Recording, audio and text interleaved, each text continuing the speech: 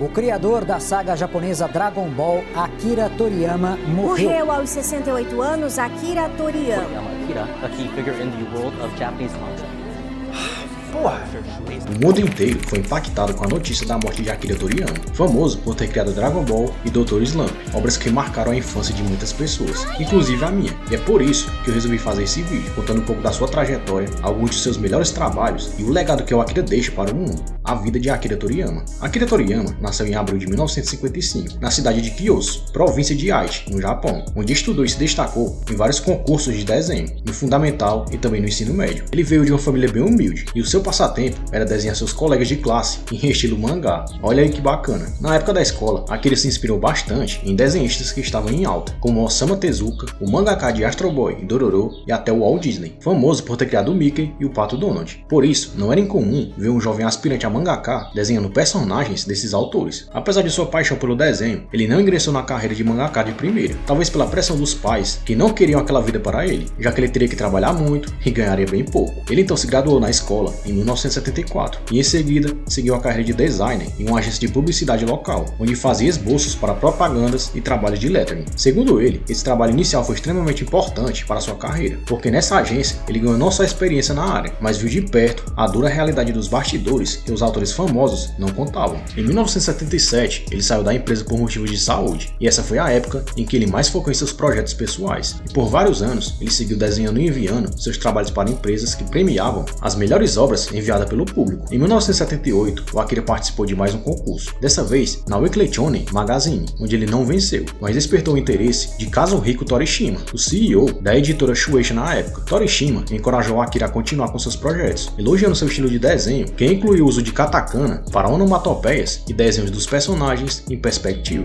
entre outros elementos originais que eram muito promissores para a época. Toriyama então criou algumas pequenas histórias, como Wonder Island e Nazo Rain Jack, uma paródia de Star Wars, mas que não caiu no gosto do público. Nos anos seguintes, o Toriyama lançou vários outros curtas que também não emplacaram, mas ele não desistiu e decidiu escutar apenas as pessoas que acreditavam nele, como o próprio Kazuhiko Torishima, que a essa altura já fazia o papel de uma espécie de mentor para o Akira. É aí que em 1979, o Torishima dá a ideia de Akira criar uma personagem feminina, e meio que sem querer, ele acabou criando Tomoe Dekatsu Kanshu, só que ele já estava de saco cheio há muitos anos. Mas foi aí que o sucesso começou a bater na porta dele, porque nesse meio tempo, o Akira já tinha criado o esboço de uma nova história, Dr. Slump, na qual ele já tinha decidido que seria a sua última obra, e foi aí que ela bombou. Tá vendo, galera, como é importante não desistir? A história, lançada em 1980, girava em torno do cientista Senbei Norimaki e o seu robô Arale, que ele criou para ser a garotinha perfeita, mas que por sua ingenuidade acabava se metendo em muitos problemas a cada novo capítulo. E assim, em pouquíssimo tempo, o mangá virou febre nacional, e o nome de Akira passou a ser conhecido em todo o Japão, fazendo o Dr. Slump como o mangá mais popular da revista Jump, o que ele rendeu até mesmo um anime na Fuji TV. Essa foi a época em que o Akira mais trabalhou, porque motivado com sucesso, ele criou várias outras histórias, como Polaroid, Mad Magic, Chobit 1 e 2, Pink e outras. Basicamente, tudo que o cara fazia, a galera comprava, e com toda essa grana, o Akira acabou abrindo o seu próprio estúdio, The Birdwatch, que ganhou esse nome porque parte do seu primeiro nome, Tori, de Toriyama, significa pássaro em japonês. Só que a vida ainda reservava boas surpresas para o Akira, que mal sabia, mas ele ainda iria criar sua obra-prima, que seria capaz de impactar o planeta inteiro, e eu falo de Dragon Ball.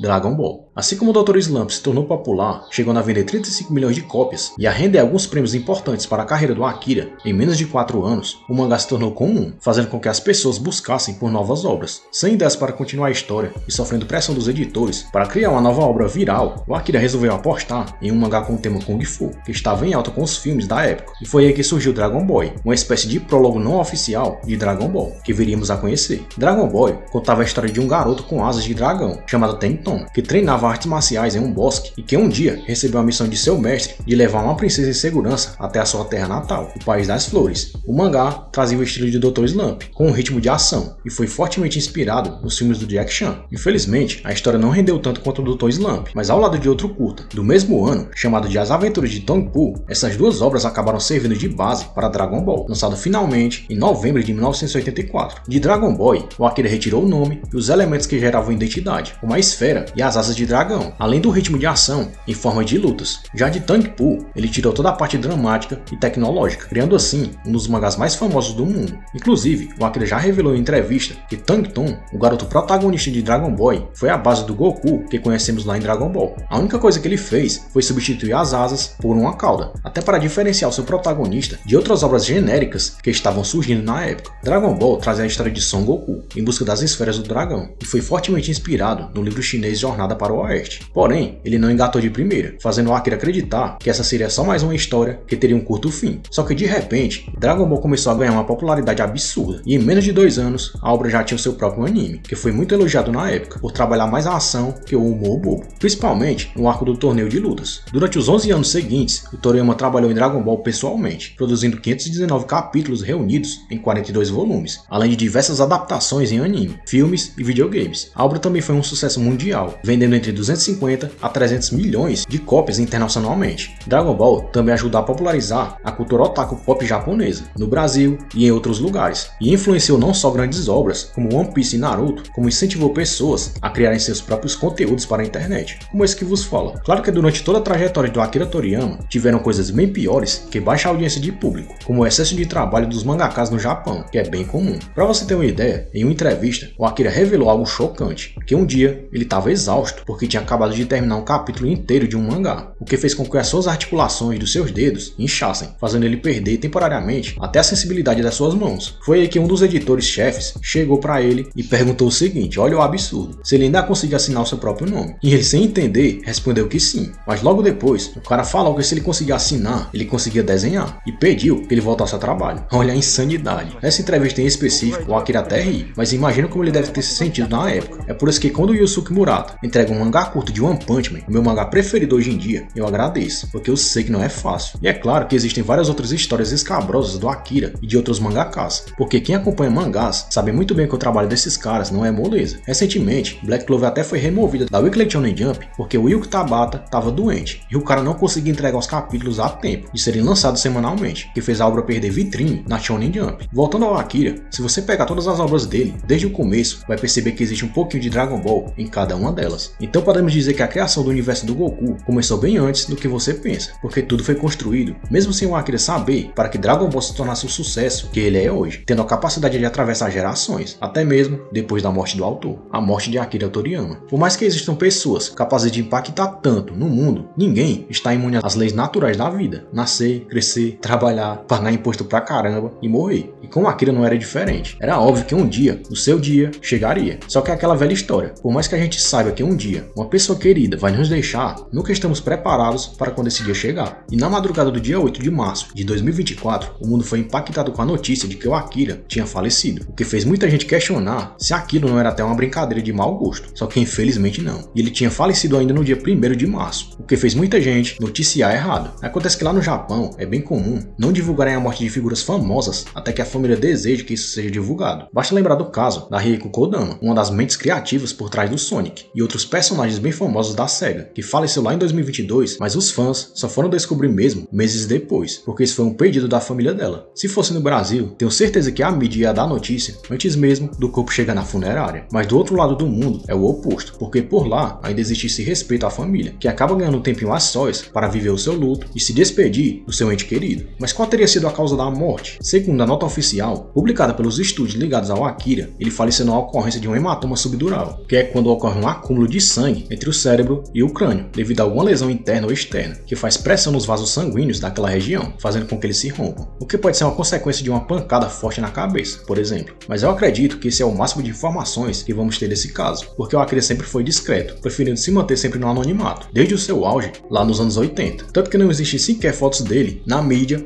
mostrando a sua aparência atual. Mas e agora que ele partiu? Como fica Dragon Ball? E qual o legado que ele nos deixa? O legado de Akira Toriyama. Dragon Ball se tornou tão independente e tão gigante que a obra pode sobreviver tranquilamente, mesmo sem a mão do seu criador. Claro que a história nunca mais será a mesma sem ele, assim como a Apple perdeu muito sem o Steve Jobs, mas a essência de Dragon Ball sempre esteve bem encaminhada, então fique certo de que o Goku e sua turma ainda vão aprontar muito e vão marcar a infância de muitas pessoas ao longo das próximas gerações. E não só o mangá fará isso, através do sucesso de sua continuação, Dragon Ball Super, como através de outras mídias, como jogos como Budokai Tenkaichi, animes não canônicos tempos, como Dragon Ball GT e quem sabe até uma franquia em live action, que vise não só o lucro, como adaptar tudo aquilo que o Akira quis passar em sua obra-prima. Companheirismo, valorizar a amizade e a vida, não desistir de seus sonhos, respeitar os pais, combater a maldade do mundo, sem se corromper no processo, entre outros. Valores esses que eu aprendi na minha infância e na adolescência. Pra você ter uma ideia, eu comprava bonecos do Goku na feira, corria pra assistir a saga do Majin Buu na TV, depois da aula, eu respirava Dragon Ball. E se você tá aqui nesse vídeo até agora, você deve ter passado por algo bem parecido. E sinceramente, eu tenho pena de quem não teve essa experiência. É claro que depois veio Naruto, One Piece, mas como Dragon Ball, na minha geração, não teve outro. E por isso tudo, eu só tenho a agradecer ao Akira Toriyama, por tudo que ele me proporcionou. E eu sei que esse não é um adeus, e sim um até logo. Mas até lá, que você descanse em paz, tio Akira.